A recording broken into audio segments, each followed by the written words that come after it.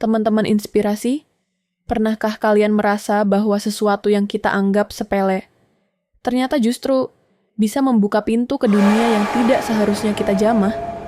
Di tengah tren media sosial yang berkembang begitu cepat, banyak orang tergoda untuk melakukan hal-hal ekstrim demi mendapatkan perhatian.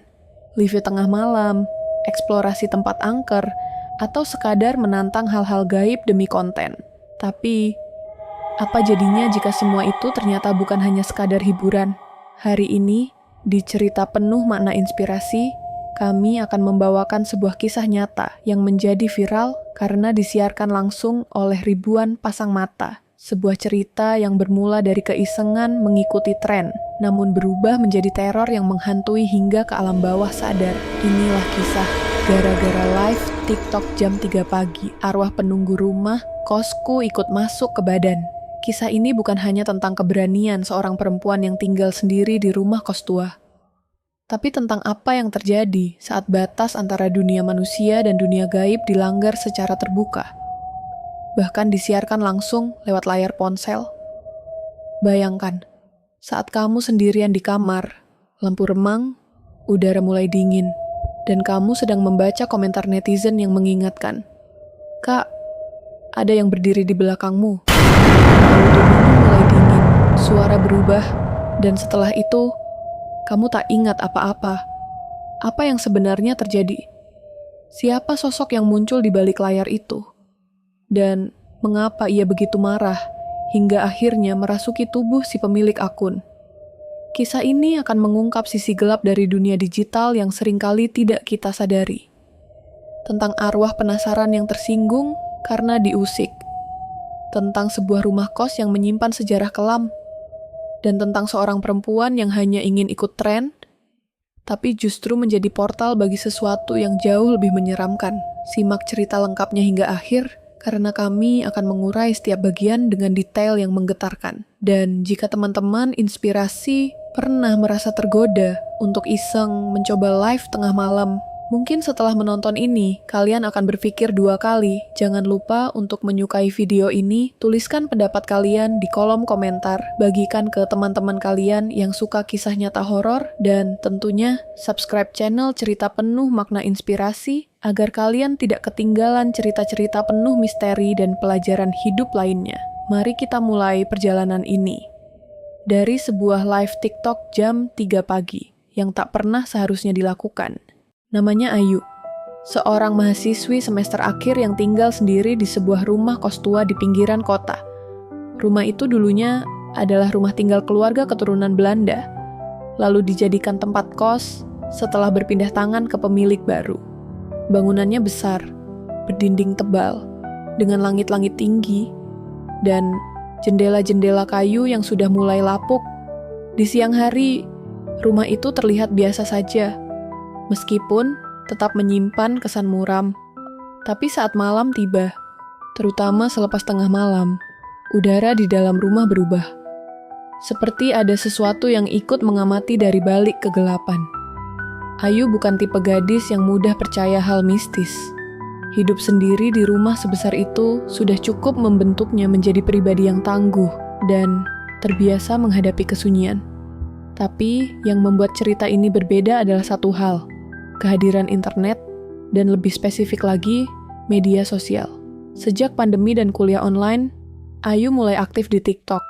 Kontennya ringan, mulai dari daily routine, skincare, sampai tips belajar. Tapi lama-lama, ia tergoda untuk mencoba konten horor karena melihat trennya yang sedang naik. Algoritma TikTok mempertemukannya dengan akun-akun yang viral karena melakukan live jam 3 pagi, sebuah tantangan yang katanya bisa memancing kejadian gaib, khususnya jika dilakukan di tempat yang memiliki energi spiritual kuat. Dan Ayu sadar, rumah kos tempat ia tinggal sudah beberapa kali membuat bulu kuduknya merinding tanpa alasan yang jelas. Suara langkah kaki di lorong, padahal tak ada siapa-siapa. Suara ketukan di jendela, padahal kamarnya di lantai 2. Tapi semua itu hanya dianggap angin lalu. Sampai akhirnya, Ayu mulai berpikir, bagaimana kalau aku coba ikut tren ini? Iseng saja, cuman buat konten. Ia menyiapkan lampu kecil, mengatur kamera ponselnya di tripod, dan menulis caption, "Live jam 3 pagi di rumah kos tua. Sendirian." Tak ada rasa takut, hanya semangat ingin tahu dan sedikit harapan mendapat perhatian dari banyak penonton. Malam itu, cuaca sedang mendung. Angin malam berembus pelan lewat celah ventilasi kamar. Waktu menunjukkan pukul 2.55. Ayu duduk menghadap kamera, mengenakan piyama, dan tersenyum ke layar. Dalam hitungan menit, penonton mulai berdatangan. Komentar pun bermunculan. Beberapa menyapa, beberapa mengingatkan agar berhati-hati. Tapi Ayu tetap tenang, semua terlihat biasa saja. Lalu, tepat saat waktu menunjukkan pukul 3 pagi, suara notifikasi live yang ramai tiba-tiba hening. Hanya suara detak jam dinding yang terdengar. Kamera mulai buram, seperti ada embun tipis di lensa. Ayu memeriksa ponselnya, tapi sinyal stabil, tidak ada gangguan. Lalu, lampu kamar meredup sendiri, meskipun tak padam total. Dan di balik layar, para penonton mulai memperhatikan sesuatu yang aneh. Di kolom komentar, seseorang menulis, "Kak, itu di belakangmu. Kayak ada bayangan lewat." Disusul komentar lain, "Aku screenshot barusan. Kayak ada wajah di jendela." Tapi Ayu tetap tersenyum, tak merasakan apa-apa yang janggal. Sampai tiba-tiba, tubuhnya kaku. Kepalanya menunduk pelan, nafasnya berat, dan suara yang keluar dari mulutnya bukan lagi suara Ayu. Live stream terus berjalan. Ratusan, lalu ribuan penonton menyaksikan momen itu secara langsung. Sebagian menyangka itu akting, sebagian lagi mulai panik. Komentar memenuhi layar, tapi Ayu diam. Matanya menatap kosong ke arah kamera, bibirnya bergerak tanpa suara. Dan di luar kamera, udara dalam kamar seperti terhisap oleh sesuatu yang tak terlihat. Apa yang sebenarnya terjadi? Malam itu masih jadi perdebatan. Tapi sejak kejadian tersebut, hidup Ayu tak pernah sama lagi. Ada sesuatu yang masuk malam itu. Sesuatu yang sudah lama menunggu untuk dibukakan pintu. Dan pintu itu terbuka saat jam menunjukkan pukul 3 pagi. Selama beberapa menit setelah tubuhnya membeku di depan kamera, ekspresi Ayu tak banyak berubah. Tapi bagi mereka yang menyaksikan secara langsung, ada sesuatu yang sangat berbeda. Mata yang sebelumnya cerah dan penuh semangat, kini kosong, menghitam. Gerakannya perlahan menjadi tidak wajar, kaku, seperti ditarik oleh kekuatan yang berasal dari dalam dirinya sendiri. Beberapa kali, bahunya bergerak seperti menahan kejang, namun wajahnya tetap datar. Ribuan penonton mulai membanjiri komentar. Ada yang menyuruhnya berhenti, ada yang mengatakan itu hanya prank, dan ada juga yang dengan panik menuliskan doa-doa. Tapi yang paling membuat bulu kuduk berdiri adalah komentar dari akun anonim yang muncul beberapa detik setelah semuanya terjadi. Kalian semua saksinya, dia sudah dibuka, sudah masuk. Setelah itu, live mendadak terputus. Layarnya gelap, tak ada suara, tak ada penjelasan. Dan tidak ada unggahan apapun dari akun Ayu selama 2 hari setelah kejadian itu. Teman-teman dekatnya mulai khawatir. Grup WhatsApp tempat Ayu biasanya aktif mendadak sepi. Pesan-pesan mereka centang 2 tapi tak dibaca. Akun TikToknya tak aktif. Bahkan Instagram story terakhir hanyalah repost video live stream yang penuh potongan klip menyeramkan dan komentar netizen yang panik. Beberapa akun fanbase horor bahkan sudah mulai membuat video teori konspirasi, menebak-nebak apakah Ayu kesurupan, atau hanya membuat konten settingan. Tapi mereka semua tidak tahu apa yang sebenarnya terjadi di balik layar. Di dalam kamar kos yang tertutup, Ayu menghabiskan 2 malam dalam keadaan yang tak sepenuhnya sadar. Ia tidak makan, tidak tidur, hanya duduk memeluk lutut di pojok kamar. Matanya terus menatap dinding kosong, terkadang bergumam dalam bahasa yang bahkan bukan bahasa Indonesia. Tangannya penuh goresan, karena terus mengguratkan sesuatu di lantai dengan kuku, seperti simbol-simbol aneh yang tidak dikenali. Saat pemilik kos akhirnya membuka paksa pintu karena curiga, Ayu ditemukan dalam keadaan lemas dan linglung. Tubuhnya dingin, napasnya tak beraturan. Ia tidak mengenali siapapun, bahkan dirinya sendiri. Saat ditanya siapa namanya, jawabannya mengejutkan. Dia bukan di sini. Ayu dibawa ke rumah sakit. Diagnosanya tidak jelas. Tidak ada cedera, tidak ada kelainan fisik. Tapi keadaannya seperti orang yang jiwanya tidak utuh. Ibunya datang dari kampung halaman dengan panik dan mencoba membawanya pulang, tapi Ayu menolak. Ia mengatakan dengan suara lirih, "Kalau aku keluar dari sini, dia ikut." Dan sejak saat itu, suasana di rumah kos berubah. Penghuni lain mulai mengeluh mendengar langkah kaki di lorong pada jam-jam ganjil. Beberapa bahkan mengaku melihat sosok perempuan berdiri diam di depan kamar Ayu setiap malam. Ada yang mencoba membantunya dengan membacakan doa-doa atau memanggil ustaz. Tapi anehnya, mereka yang ikut campur selalu sakit keesokan harinya. Sakit kepala hebat, mimpi buruk, atau bahkan demam tanpa sebab. Sementara itu, Ayu perlahan mulai kembali sadar. Tapi bukan sepenuhnya sadar. Ada jeda dalam cara bicaranya, seperti seseorang yang sedang diawasi atau dikendalikan. Sesekali ia bicara sendiri, seolah sedang berdialog dengan entitas lain. Ia menolak tidur malam, dan hanya berani menyalakan lampu di kamar mandi sebagai penerangan. Ia menolak bercermin, dan ia tak pernah menyentuh ponselnya lagi. Tapi, yang membuat keadaan semakin tidak masuk akal adalah saat salah satu penonton live malam itu mencoba menghubunginya lewat DM.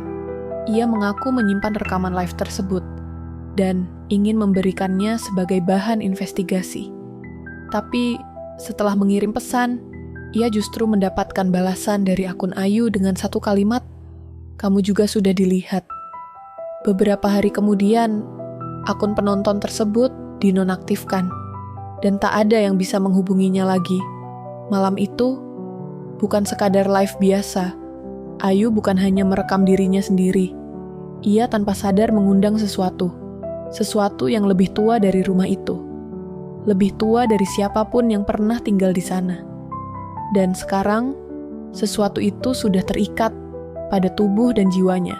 Semenjak malam itu, hidup Ayu tak pernah benar-benar kembali seperti semula.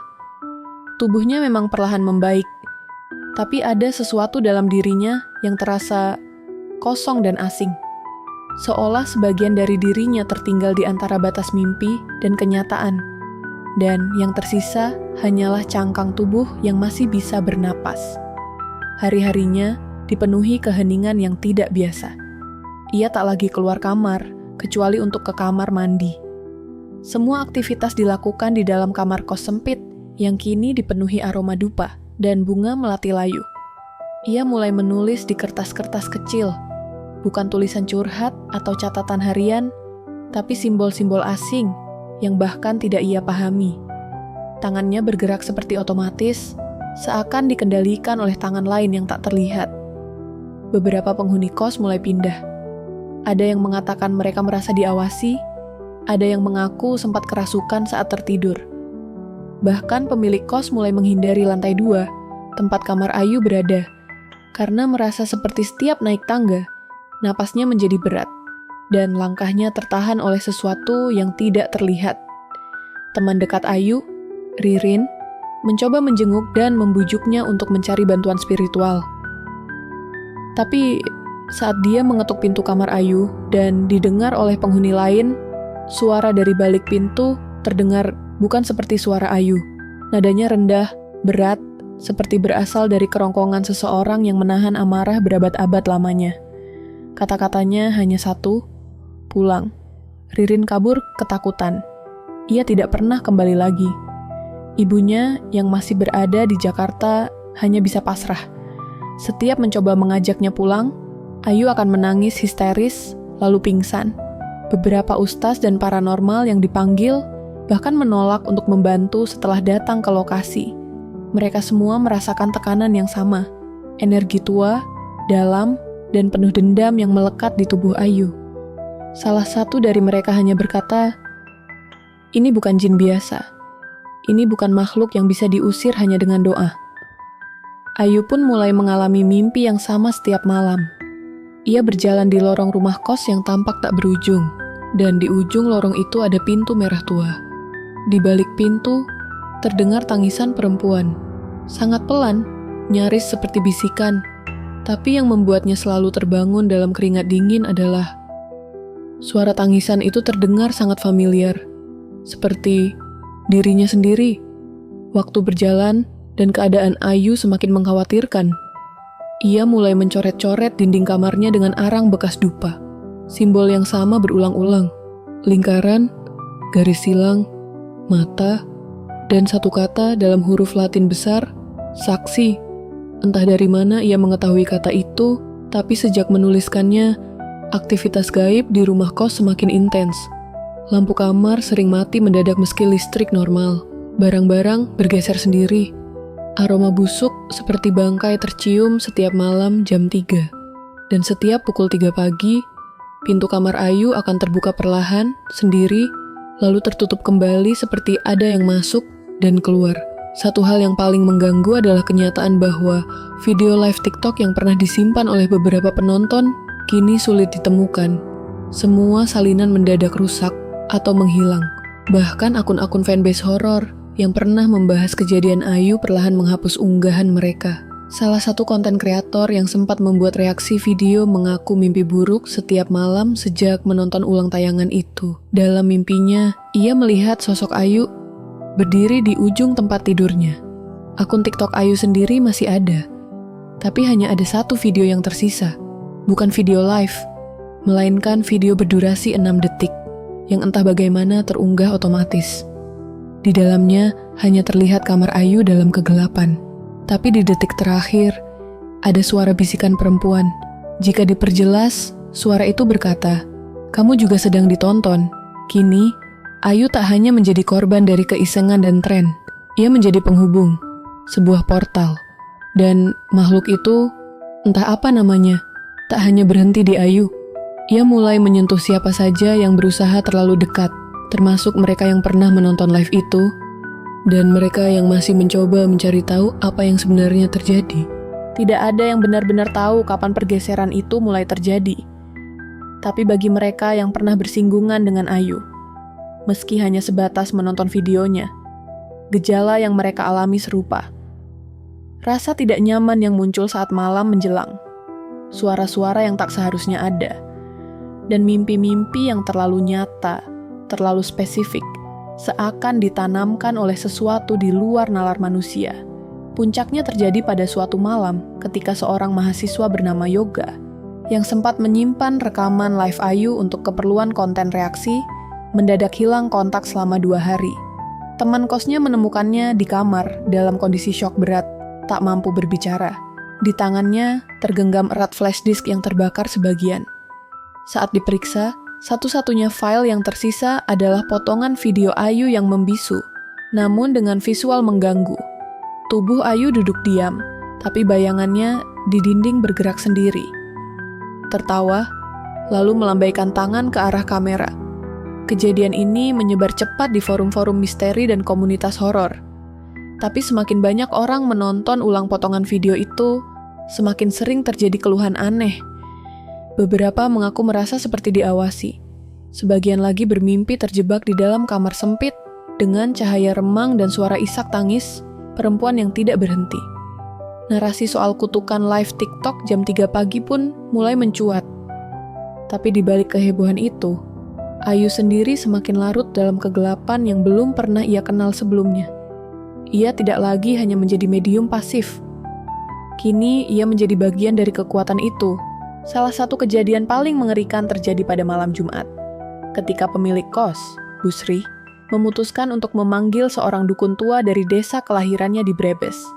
Lelaki itu datang membawa tas rajutan berisi kemenyan, rajah dari daun lontar, dan segenggam keris kecil yang katanya telah diwariskan turun-temurun untuk mengunci makhluk perantara. Tapi saat ia mencoba masuk ke kamar Ayu, semua lampu di rumah kos padam bersamaan. Suasana berubah drastis, sepi, pekat, dan dingin. Dukun itu belum sempat menyalakan dupa, ketika dari balik pintu terdengar suara dentuman keras, seolah lemari kayu besar didorong ke dinding. Dari dalam kamar, suara perempuan menangis pecah, lalu berubah menjadi jeritan panjang bernada 2, satu tinggi, seperti anak kecil, dan satu rendah, Seperti suara dari dasar sumur, beberapa penghuni kos menyaksikan langsung ketika sang dukun terhempas keluar kamar. Tubuhnya membentur dinding, seolah dilempar oleh sesuatu yang tak kasat mata. Ia pingsan di tempat, dan setelah siuman, hanya berkata satu kalimat lirih. Itu bukan satu, tapi tiga. Tiga makhluk, tiga arwah, tidak ada yang tahu pasti. Tapi sejak saat itu, suasana di rumah kos Ayu berubah drastis. Seperti ada batas antara dunia nyata dan sesuatu yang lain yang mulai mengabur. Cermin di kamar mandi menjadi buram. Suara langkah terdengar di loteng meski tak ada akses ke sana. Dan setiap dini hari, suara televisi menyala sendiri. Selalu menampilkan saluran kosong dengan dengung putih dan sesekali bisikan yang terdengar samar di antara frekuensi. Ayu tak lagi menjawab panggilan siapapun. Ia hanya duduk memandangi dinding, matanya kosong. Sesekali ia tersenyum sendiri, dan tanpa sadar memutar-mutar rambutnya, seolah tengah berbicara dengan sesuatu di sampingnya. Puncak ketegangan mencapai titik tak tertahankan ketika salah satu penghuni kos yang baru, Dina, mengalami kesurupan mendadak. Ia berteriak histeris dan berulang kali menyebut nama Ayu, diselingi kalimat-kalimat dalam bahasa Jawa kuno yang tak dimengerti siapapun. Ketika akhirnya berhasil disadarkan oleh ustadz sekitar, Dina hanya bisa menangis, sambil menunjuk ke arah kamar Ayu dan berbisik ketakutan. Dia sudah tidak sendiri lagi, badannya ramai.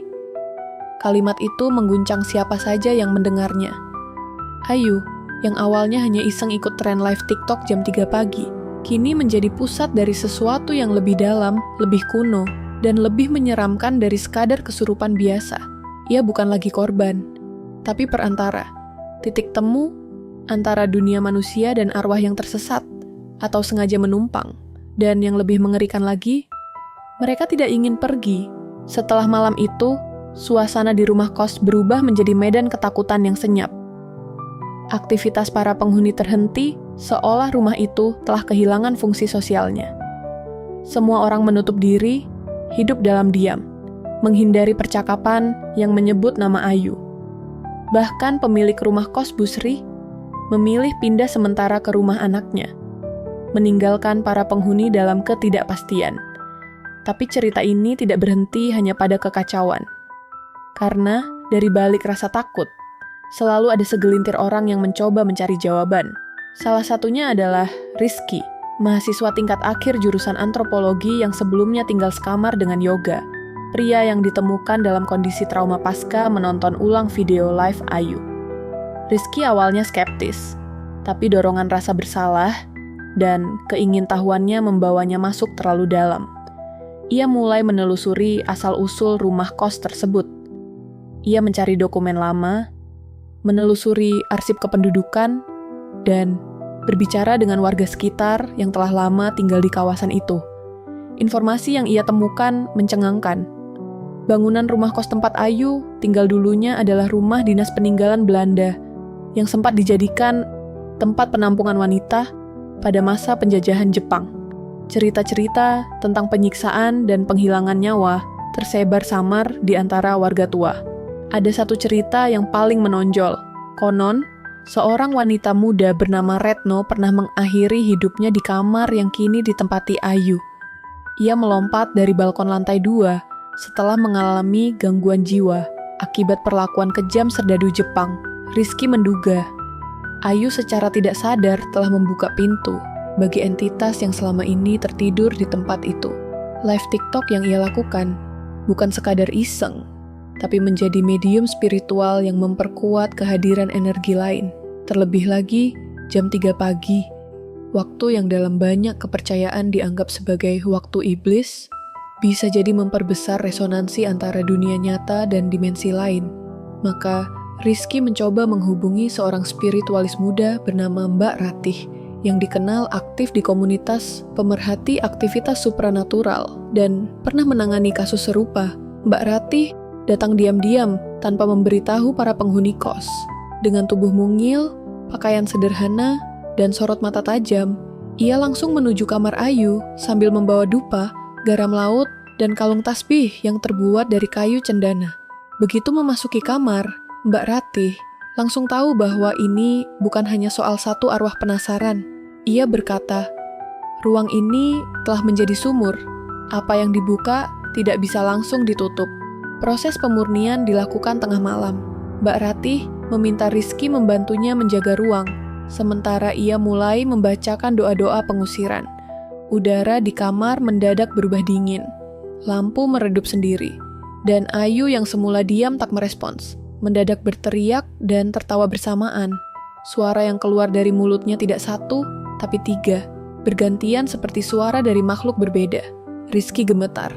Tapi Mbak Ratih tetap tenang. Ia menaburkan garam ke seluruh penjuru ruangan sambil melantunkan doa. Suasana menjadi semakin tegang saat cermin kamar retak dengan sendirinya. Dan dari baliknya, tampak siluet perempuan berambut panjang menatap kosong. Namun perlahan, setelah sekitar 2 jam penuh perjuangan, tubuh Ayu mulai tenang. Nafasnya kembali teratur, dan matanya yang semula kosong, kini mulai tampak mengenali orang-orang di sekelilingnya. Ia menangis. Kali ini benar-benar menangis seperti manusia biasa. Untuk pertama kalinya sejak malam kesurupan itu, Ayu memanggil nama ibunya dengan suara lirih. Tapi meski tubuhnya telah kembali, Mbak Ratih tak yakin semuanya telah berakhir. Ia hanya berkata singkat, "Kita hanya menutup sebagian. Yang lain, menunggu saat untuk bangkit lagi." Rumah kos itu tetap berdiri, tapi tak lagi dihuni sepenuhnya. Banyak yang pindah keluar, termasuk Rizky. Hanya beberapa yang masih bertahan, mereka yang tak punya pilihan lain. Ayu sendiri memilih kembali ke kampungnya untuk beristirahat, dan Mbak Ratih menyarankan agar ia tidak pernah lagi mendekati dunia digital dalam kondisi mental lelah. Apalagi menjadikannya medium untuk bercanda dengan yang tak kasat mata. Namun di balik ketenangan yang semu ini, pertanyaan baru muncul. Jika yang datang bukan hanya satu arwah dan ruang telah menjadi sumur spiritual, apa yang terjadi jika pintu itu dibuka lagi? Dan yang lebih menakutkan, apa jadinya jika sudah terlambat untuk menutupnya sepenuhnya? Jika kalian berpikir semuanya berakhir saat Ayu sadar kembali, kalian keliru. Setelah malam pemurnian itu, yang tersisa bukanlah ketenangan, melainkan kehampaan yang menyayat. Trauma bukan sesuatu yang pergi begitu saja. Ia membekas seperti luka bakar dalam jiwa, meninggalkan bau hangus yang tak kasat mata, tapi terasa menusuk bagi yang pernah mengalaminya. Ayu kembali ke kampungnya beberapa hari setelah kejadian itu. Tak ada pesta perpisahan, tak ada ucapan semoga cepat sembuh. Semua orang hanya ingin lupa. Tapi Ayu, yang harus menanggung segalanya, justru semakin larut dalam kegelapan yang ia sendiri tak pahami. Ia tidak bisa tidur. Setiap malam ia bermimpi tubuhnya kembali dikendalikan. Ia mendengar suara-suara di kepalanya, samar namun terus mengganggu, memanggil namanya dari kejauhan. Ibunya, seorang janda sederhana yang tinggal di desa lereng gunung, hanya bisa merawat Ayu dengan cara tradisional. Pijatan, doa, bahkan meminta bantuan seorang dukun setempat. Namun tak satu pun yang benar-benar menyentuh akar permasalahan. Yang terlihat sembuh hanya fisiknya. Tapi jiwanya seolah tertinggal di kamar kos itu, terjebak bersama sesuatu yang tak pernah benar-benar pergi. Sementara itu, Rizky yang ikut menyaksikan proses pemurnian pun tak luput dari dampaknya.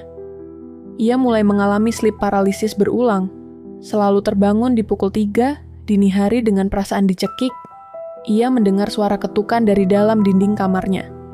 Dan pada beberapa kesempatan, ia melihat bayangan perempuan berambut panjang berdiri di sudut ruangan, diam, hanya menatap. Ia mencoba rasional, mencoba menolak semua itu sebagai halusinasi. Tapi rasa takut pelan-pelan menggerogoti keyakinannya sebagai ilmuwan sosial. Ia memutuskan untuk menulis semuanya dalam bentuk catatan pribadi. Bukan untuk publikasi, bukan untuk sensasi, tapi untuk mencari makna dari semua kekacauan itu. Dalam tulisannya, ia menyimpulkan satu hal, bahwa keterbukaan digital saat tidak disertai tanggung jawab spiritual bisa menjadi jalan masuk bagi sesuatu yang seharusnya tetap terkubur dalam. Namun tidak semua orang mendapat kesempatan untuk sembuh. Yoga, teman sekamarnya, justru semakin tenggelam. Ia tak pernah kembali kuliah. Ia menghapus semua media sosialnya, dan saat terakhir terlihat, Tubuhnya kurus dan matanya kosong. Ia tak lagi bicara pada siapapun. Ada desas-desus bahwa ia kini tinggal di panti rehabilitasi jiwa, ditemani bayangan yang hanya bisa ia lihat sendiri. Dan rumah kos itu semakin lama semakin sepi. Para penghuni keluar satu persatu, yang bertahan adalah mereka yang tidak tahu kisahnya atau pura-pura tak peduli. Tapi bahkan mereka tak bisa menghindar sepenuhnya, bau dupa yang sempat hilang mulai kembali tercium setiap malam Jumat. Ada yang mengatakan sering terdengar suara tangisan dari kamar Ayu, padahal kamar itu kini selalu terkunci dan tidak lagi disewakan. Busri, pemilik rumah, jarang terlihat. Beberapa mengatakan ia sakit, yang lain berbisik bahwa ia sebenarnya tahu lebih banyak dari yang ia tunjukkan. Beberapa warga bahkan mengingat bahwa sebelum jadi kos, rumah itu sempat kosong bertahun-tahun dan selalu ditolak jika ditawarkan ke pembeli. Seolah rumah itu memang memilih siapa yang diizinkan tinggal dan siapa yang tidak. Pada titik ini, rasa penasaran mulai berubah menjadi rasa bersalah. Live TikTok yang dimulai dari sekadar iseng ternyata membuka pintu bagi luka masa lalu yang belum selesai. Ayu mungkin telah kembali ke keluarganya, tapi sebagian dirinya tetap tertinggal. Trauma tidak hanya mengubah hidupnya, tapi juga orang-orang di sekitarnya. Semua karena satu keputusan kecil, ikut tren tanpa berpikir panjang. Namun kisah ini belum selesai, karena meski mereka berusaha melupakan, internet tidak pernah lupa. Video live itu, meski sudah dihapus, rupanya telah disimpan dan disebarkan oleh beberapa netizen. Dan di suatu tempat di dunia maya, entitas yang pernah hadir dalam live itu masih diam, menunggu seseorang menekan tombol play. Di zaman di mana segala hal terekam dan tersimpan di dunia maya, melupakan bukan lagi perkara mudah. Meski Ayu, Yoga, dan Rizky sudah menghapus jejak digital mereka, kenyataannya sebagian jejak itu telah menjadi milik orang lain. Netizen yang menyaksikan live TikTok Ayu malam itu, beberapa di antaranya menyimpannya, mungkin karena rasa penasaran, mungkin sekadar ingin konten. Tapi tanpa mereka sadari, mereka juga membawa pulang sesuatu. Bukan sekadar video, melainkan energi yang menyertainya. Salah satu akun anonim di Twitter dengan nama samaran @darkwatcher membagikan potongan video itu sekitar 2 minggu setelah kejadian. Potongan itu hanya berdurasi sekitar 3 menit, menampilkan detik-detik ketika Ayu mulai berbicara sendiri dan tertawa dengan suara yang bukan miliknya. Meski tanpa filter tambahan, suasana video itu terasa sangat tidak nyaman. Ada suara kecil di latar belakang yang tidak dapat dijelaskan, seperti bisikan dalam bahasa asing, atau mungkin hanya noise dari mikrofon. Tapi suara itu terlalu konsisten untuk disebut kebetulan. Dalam waktu 48 jam, video itu sudah ditonton lebih dari 1 juta kali. Komentar-komentar mulai berdatangan. Ada yang menyebut Ayu hanya acting. Ada pula yang menganalisis wajah dan gerak tubuhnya, mengaitkannya dengan gejala psikosis atau skizofrenia. Tapi yang paling mengganggu adalah komentar dari akun yang tampaknya tidak berniat bercanda. Seseorang menulis, "Aku coba putar videonya tengah malam, dan sekarang suara ketukan muncul dari jendela kamarku setiap jam 3 pagi. Lalu ada komentar lain, "Setelah nonton ini, aku mimpi buruk terus, dan mimpinya selalu sama. Ada perempuan yang menatapku dari balik layar." Sebagian orang mungkin akan menyebut ini sugesti massal, tapi ketika pengalaman serupa dialami oleh ratusan orang berbeda, dari lokasi berbeda, dan semua setelah menonton video yang sama, apakah itu masih kebetulan? Tak lama, muncul komunitas kecil di Reddit yang membahas video tersebut. Mereka menyebutnya The 3 AM Possession Clip. Anggotanya tidak besar, tapi sangat aktif. Beberapa di antara mereka mulai mengunggah footage hasil rekaman ulang layar saat menonton video, mencoba menganalisis setiap frame. Salah satu pengguna bahkan mengklaim menemukan bayangan di pojok kanan bawah layar. Tepat ketika Ayu menengadah dan matanya berubah. Bayangan itu seperti tangan, kurus, memanjang, dan muncul hanya dalam 1 frame. Ia harus menurunkan kecepatan video menjadi 0,25 kali untuk menangkapnya. Tentu saja, semakin banyak yang membahas, semakin besar pula perhatian publik. Seorang YouTuber luar negeri dengan channel bertema investigasi supranatural membuat video reaksi terhadap klip itu. Ia mencoba memutarnya sambil melakukan sesi FVP, Electronic Voice Phenomenon. Hasilnya, dalam rekaman suaranya, muncul kalimat lirih dalam bahasa Indonesia. Padahal, ia tidak mengerti sepatah kata pun dari bahasa tersebut. Suara itu berulang 3 kali, dan terdengar seperti, "Kembalikan aku." Saat klip itu viral di platform internasional, nama Ayu kembali muncul, walau hanya dalam bentuk potongan wajah atau panggilan samar. Beberapa orang bahkan berusaha melacak lokasi asli rumah kos tersebut melalui data geolokasi yang tertinggal di metadata video lama. Mereka mencoba menelusuri lewat pencocokan peta, suara latar, dan suara azan subuh yang terdengar di ujung siaran. Namun, tak ada yang benar-benar berhasil menemukannya. Sementara itu, Rizky yang tak sengaja menemukan salah satu reupload video itu merasa mual saat menontonnya. Bukan hanya karena ia harus kembali menghadapi memori itu, tapi karena ada hal yang tidak pernah ia sadari sebelumnya. Di detik kedua 47, saat Ayu mulai membungkuk dan tertawa kecil, ada suara di latar belakang. Suara itu berbisik pelan. Dalam bahasa Jawa kuno, "Kowe wis mimpin lawang, saiki ora ana dalan bali." Artinya, kau sudah membuka pintu, sekarang tak ada jalan kembali. Kata-kata itu menusuk. Rizky langsung menutup laptopnya dan tidak bisa tidur malam itu. Tapi satu hal makin jelas. Video itu bukan hanya rekaman, ia telah menjadi jendela, dan siapapun yang melihatnya terlalu lama akan ikut terpapar oleh sesuatu yang tidak bisa dipahami hanya dengan logika. Ini bukan hanya cerita tentang kesurupan. Ini tentang bagaimana dunia digital menyimpan energi. Tentang bagaimana teknologi bisa menjadi perantara antara yang nyata dan yang gaib.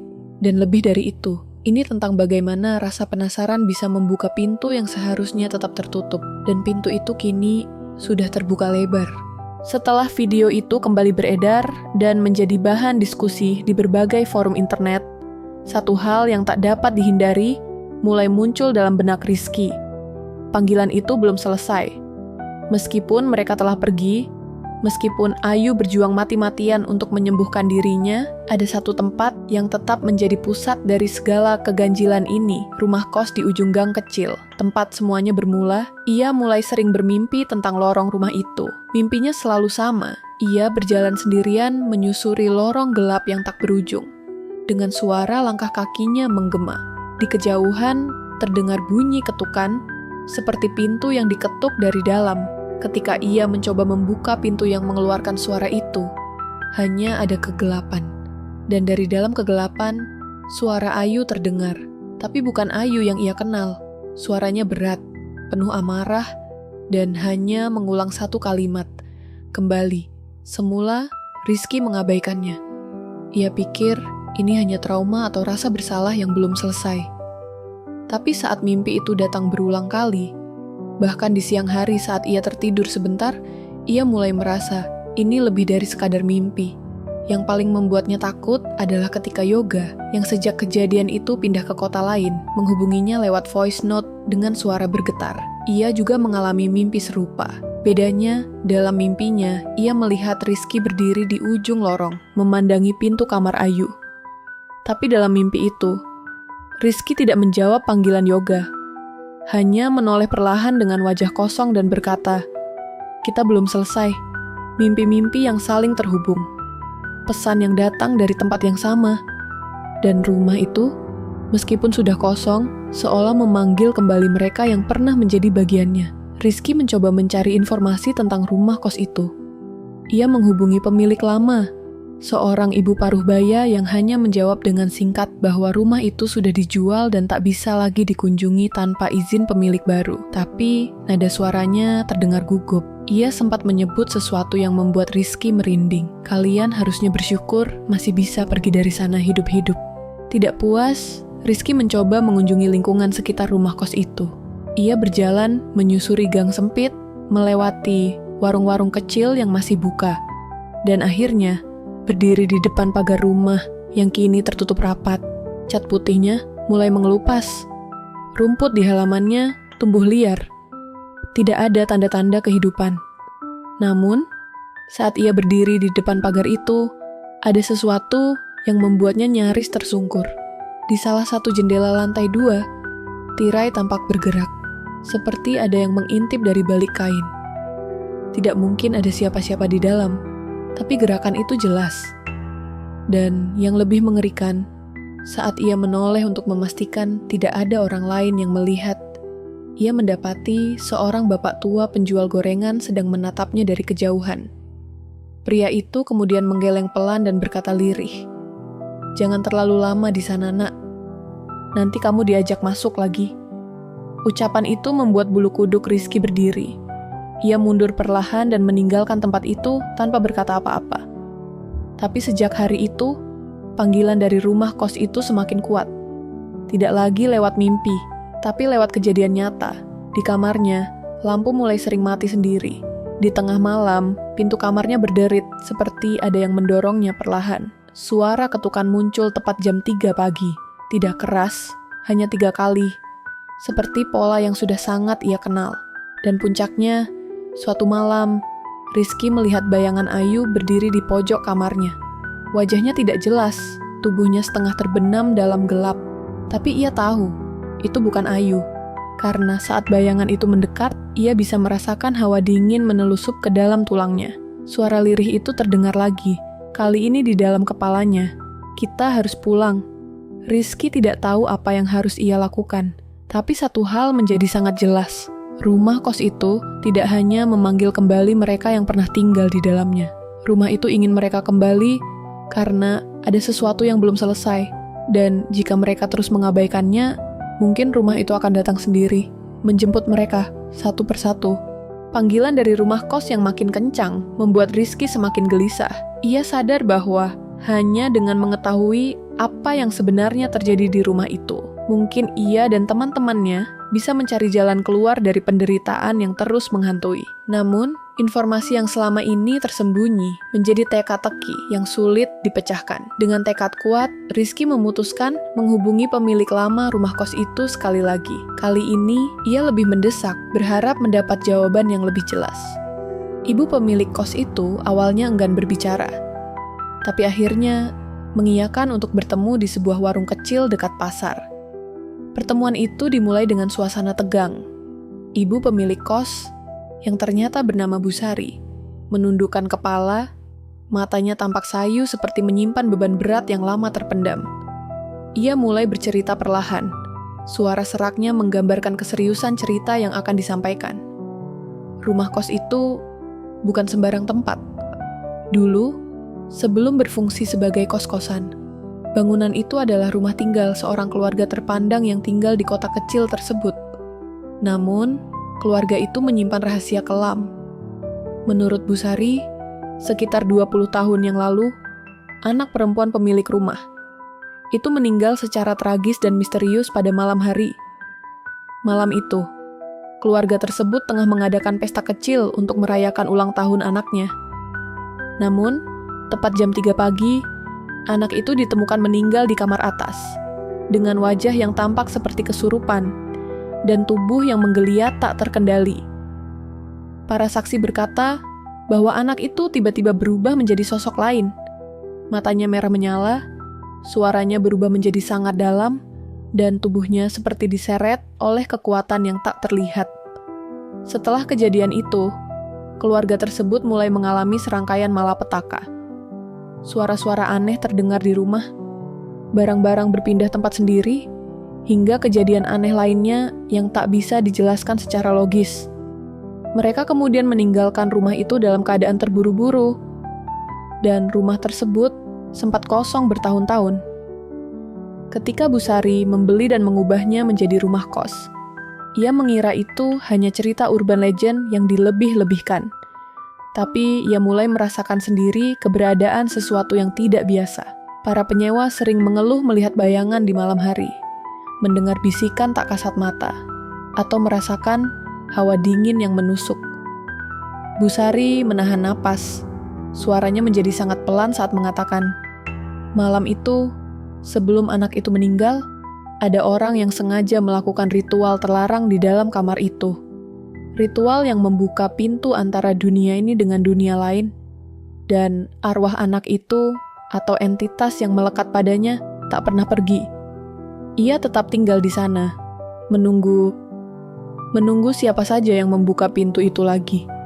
Mendengar cerita itu, Rizky merasa ngeri sekaligus lega. Setidaknya sekarang ia tahu akar dari semua yang mereka alami. Tapi cerita itu juga membawa pertanyaan baru. Siapa sebenarnya yang melakukan ritual itu? Dan apakah mungkin arwah yang menghuni rumah itu sudah memilih Ayu dan teman-temannya sebagai korban berikutnya? Sebelum berpisah, Bu Sari memperingatkan Rizky dengan serius. Kalau kalian ingin keluar dari semua ini, jangan pernah mencoba mengulang ritual apapun.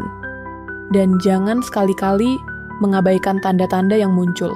Rumah itu tidak cuma dihuni oleh satu arwah. Ada yang lebih gelap, lebih kuat, yang menjaga pintu itu tetap terbuka. Rizky pulang dengan perasaan campur aduk. Informasi itu menjadi titik terang sekaligus kegelapan baru yang menghantui pikirannya. Ia tahu, untuk melangkah maju dan menyelesaikan masalah ini, mereka harus menghadapi kebenaran yang selama ini tersembunyi. Tapi ia juga tahu, menghadapi kebenaran itu tidak akan mudah, bahkan bisa berbahaya. Ketika malam tiba, dan suara ketukan kembali terdengar di pintu kamarnya tepat jam 3 pagi. Rizky menatap keluar jendela, memandang ke arah rumah kos yang kini hanya terlihat samar di kejauhan. Hatinya berdebar, menyadari bahwa waktu mereka semakin sedikit, dan sesuatu yang sangat gelap sudah mulai bergerak mendekat.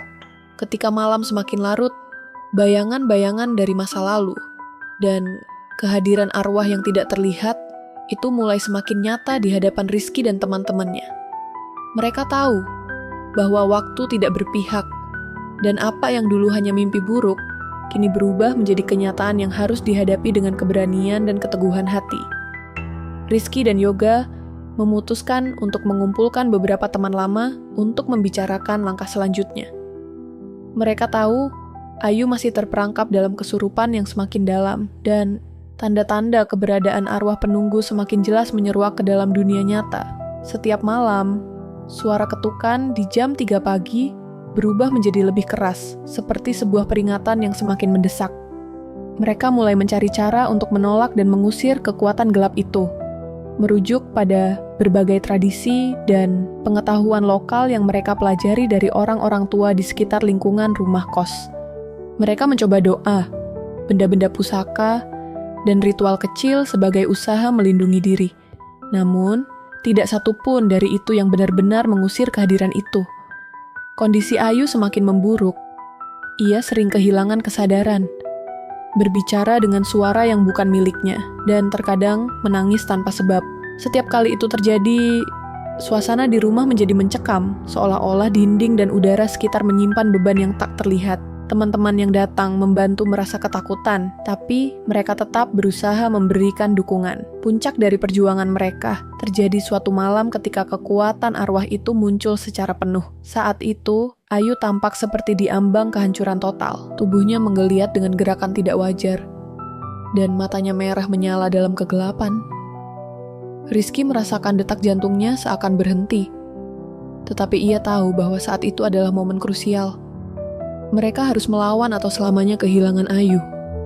Dalam keheningan yang mencekam, Rizky mengangkat benda pusaka yang selama ini mereka pegang sebagai pelindung, sambil membacakan doa yang dipelajari dari tetua kampung. Yoga dan teman-teman lain juga ikut bersatu dalam doa dan energi positif, mencoba menembus kegelapan yang mengikat Ayu. Seperti ada gelombang besar yang menerjang, ruangan dipenuhi hawa panas dan dingin bergantian. Udara bergetar, dan suara-suara asing terdengar bercampur. Dalam momen itu, arwah penunggu rumah kos tampak berwujud samar, sosok gelap yang membara di tengah kegelapan, menatap tajam pada mereka dengan mata penuh amarah dan keputusasaan. Namun, dengan keberanian dan kekuatan persahabatan, mereka berhasil mengusir sosok itu sementara waktu. Ayu pun perlahan kembali ke kesadaran, dengan tubuh yang lemah, namun napas yang kembali stabil. Meski demikian, mereka tahu bahwa ini belum akhir. Arwah itu belum pergi selamanya, hanya mundur untuk mengumpulkan kekuatan lagi. Malam itu menjadi titik balik bagi mereka. Meski lelah dan terluka secara mental, Rizky dan teman-temannya berjanji untuk tidak menyerah. Mereka sadar bahwa untuk benar-benar menutup pintu antara dunia ini dan dunia arwah, mereka harus menggali lebih dalam, mencari akar masalah, dan menghadapi kegelapan dengan segenap keberanian yang mereka miliki. Rizky menatap keluar jendela, mengingat kembali setiap langkah yang telah mereka lalui. Di balik segala ketakutan dan bahaya, ada satu harapan yang kuat, bahwa mereka bisa pulih. Dan kisah mengerikan ini suatu saat akan menjadi pelajaran berharga bagi banyak orang. Namun, di balik semua itu, bayangan gelap itu masih bersembunyi, menunggu waktu yang tepat untuk kembali. Dan saat itu tiba, mereka harus siap menghadapi segala konsekuensinya. Saat kisah ini sampai di ujungnya, kita diajak untuk merenung lebih dalam tentang batas tipis antara dunia nyata dan yang tak kasat mata. Dari pengalaman Ayu dan teman-temannya, kita belajar bahwa rasa ingin tahu dan keberanian untuk mencoba hal baru memang penting. Tapi ada pula harga yang harus dibayar jika kita mengabaikan tanda-tanda yang ada di sekitar kita. Gara-gara live TikTok jam 3 pagi, arwah penunggu rumah kosku ikut masuk ke badan. Bukan sekadar cerita horor biasa. Ini adalah pengingat bahwa ada kekuatan-kekuatan yang tak terlihat, dan setiap keputusan yang kita buat, sekecil apapun, bisa membawa konsekuensi besar bagi hidup kita. Kita juga diajarkan untuk saling menjaga dan lebih peka terhadap lingkungan sekitar. Karena terkadang hal-hal yang tampak sepele bisa menjadi gerbang bagi hal-hal yang tak diinginkan. Kini, saya ingin mengajak teman-teman inspirasi semua untuk berbagi pendapat. Pernahkah kalian mengalami atau mendengar kisah mistis yang membuat bulu kuduk berdiri? Atau mungkin kalian punya cerita unik tentang dunia gaib yang ingin dibagikan? Jangan ragu untuk meninggalkan komentar di bawah, karena setiap cerita dan pengalaman yang kalian bagi bisa menjadi pelajaran berharga bagi kita semua. Jika kalian merasa cerita ini memberikan makna dan pelajaran penting, jangan lupa untuk memberikan like, membagikannya kepada teman-teman, dan subscribe ke channel Cerita Penuh Makna Inspirasi, agar kita bisa terus berbagi kisah-kisah menarik lainnya. Karena setiap cerita, sekecil apapun, memiliki kekuatan untuk menginspirasi dan membuka wawasan. Terima kasih telah mengikuti perjalanan kita dalam Gara-Gara Live TikTok jam 3 pagi. Arwah penunggu rumah kosku ikut masuk ke badan. Sampai jumpa di cerita berikutnya, teman-teman inspirasi.